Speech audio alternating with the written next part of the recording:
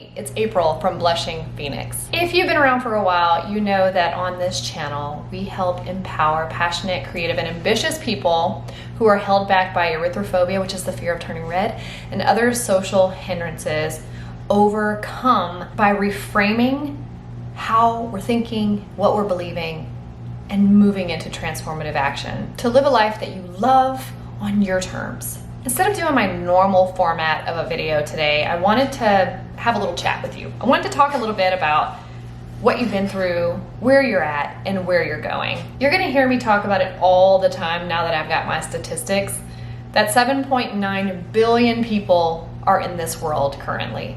And out of that 7.9 billion people, 5 to 7% of the world's population struggles with a chronic blushing issue. So 300 plus million to 500 plus million people from a study from 2012 are struggling with chronic blushing, erythrophobia. And many people feel held back, that they can't live a life that they want or the life that they're meant to live because they have a chronic blushing condition. I invite you to subscribe to this channel and spend some time looking around through the videos that I've posted over the past 5 years of my own journey of struggling with erythrophobia and being able to show up in the world and do the things that I want to do and live the life that I want to live. So much so that speaking and giving a voice to erythrophobia created the business Blushing Phoenix. And people daily are reaching out to me from all over the globe to tell me that they are overcoming erythrophobia. You're not stuck with this condition. You're so much more than redness. You have so much more to offer to this world beyond the redness. And you actually can take control of your life and move through the redness. You see, so much of what limits you with blushing is what you think limits you with blushing. Nobody else around you gets to determine what limits you. You get to place that on yourself. So much of my healing journey was just thinking about what I was thinking about, extracting my beliefs that were making me think and feel a certain way, and then believing something new. And then once I started to believe that new thing, it feels really foreign at first because it's not something I've ever believed or felt or thought about before, which is that I can show up in the world, I can change this, I can overcome this, I can still be a public speaker and a coach and a business owner, and I can do great things in my world and in my life, and I can have friends, and I can be social and be accepted for who I am. So changing my beliefs then led to what transformative actions am I gonna take now that speak to the fact that I believe this new thing. So a person who believes that they're worthy shows up.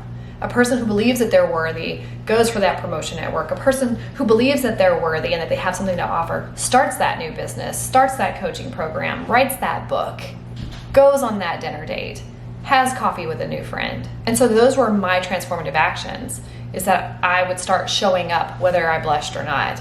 And for me, I actually started speaking to what it was when it happened so that it wasn't so alarming and scary for people who thought that, for me with chest and neck blushing, thought I was having an allergic reaction. So I would just go ahead and address it or talk about it, and then it would take away that like abrupt, whoa, are you okay? You just turned all red and splotchy. If you would have told me 6 years ago that I would be talking at random with people like about blushing, you are crazy. I would be like, are you serious? If you would have told me that I would be hosting coaching programs and masterminds and writing content and books and through a business that helps people with erythrophobia and chronic blushing issues, that is unheard of. So I just wanted to drop in with a little different format today just to tell you that I see you and I know what you're going through. And there's hope for you. I am not some special person who was able to overcome. You are too. Healing wasn't just for me. Healing is for you too. Liberation isn't just for me.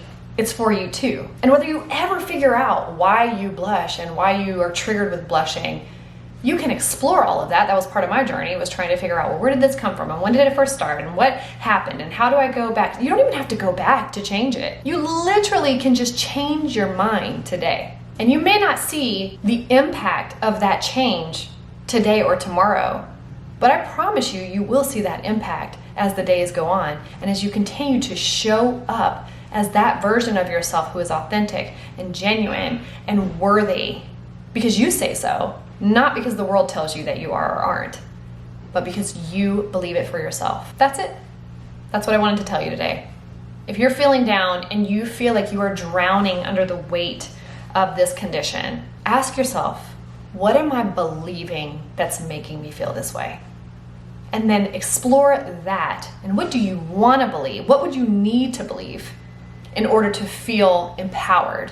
In order to feel like you could show up? In order to feel like you could be all that you were made to be? What would you need to believe for that? And I invite you to step over that threshold and start believing that, and start showing up as a person who believes that way. If you go through this exercise, let me know in the comments below, what were you believing and what are you going to believe going forward? And what's the transformative action that you're gonna take to start living a life that you thrive in on your terms? Be sure to subscribe, like this video if it was helpful, and I will see you in my next one. And until then, you better rise and thrive.